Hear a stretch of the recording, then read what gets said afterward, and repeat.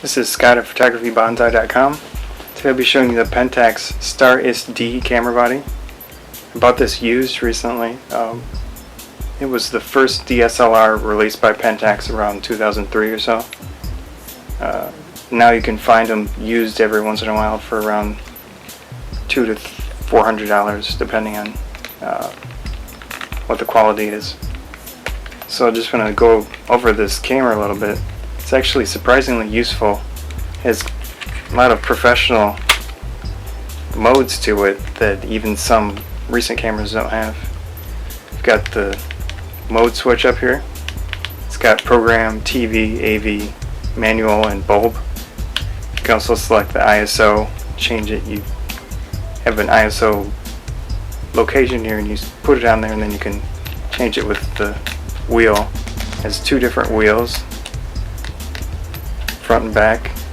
It's got the nice LCD green button, that's a great feature of Pentax cameras. If you don't know how to use that, you should check that green button out.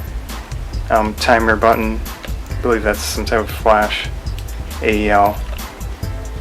On the back here, really tiny LCD screen. And the four-way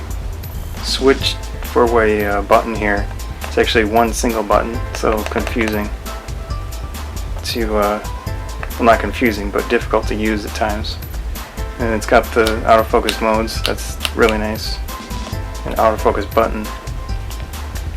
Size-wise, it's a really tiny camera. You've got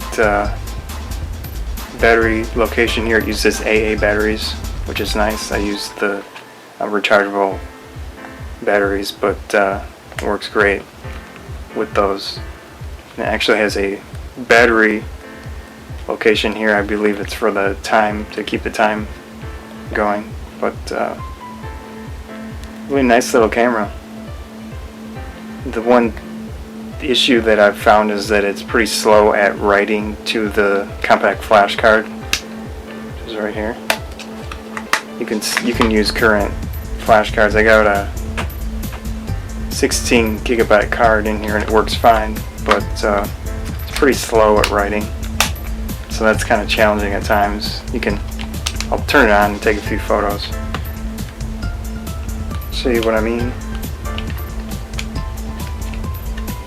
Okay.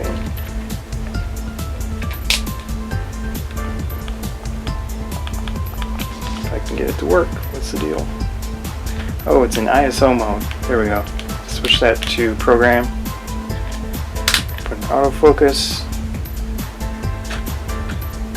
Autofocus is decently fast for an old camera. So I took 3 frames. Full resolution. Here's the writing light. Push the preview button and it waits until it writes. It might take a while, but quite a while. Besides this little issue, the camera is quite functional. It's got, I believe, 3 frames a second or so, which isn't bad. So there we go. It does have a histogram, but it does not show up in the preview. To get around the slow writing speed, the preview shows up immediately, so you can use the preview to get at least a general idea of your photo. But of course, if you're like me, I don't generally use the preview mode that much, but with this camera it's kind of a necessity. So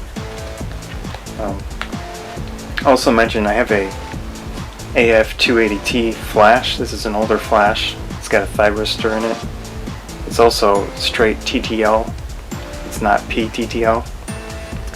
The Star SD has actual TTL metering capability inside instead of the PTTL.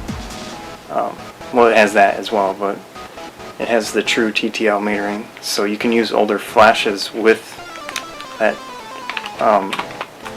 that mode, which is quite nice. So I have a 40mm f2.8 lens here, the Star SD, and then the AF280T.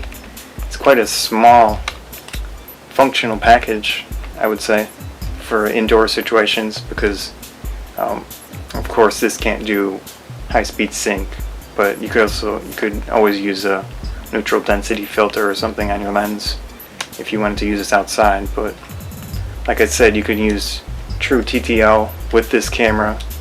You can use older flash, which I thought was a pretty nice feature.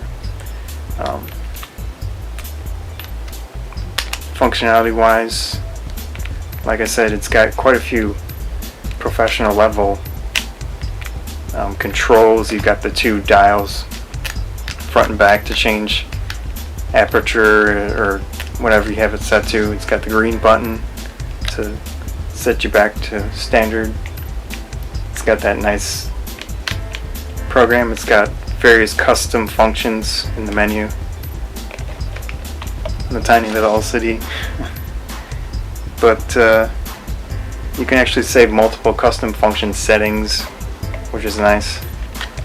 So if you want to have different setups for different situations, you can do that. Overall, it's definitely worth it if you can find it cheap as like a backup body or something. But that was the Pentax Star SD camera body.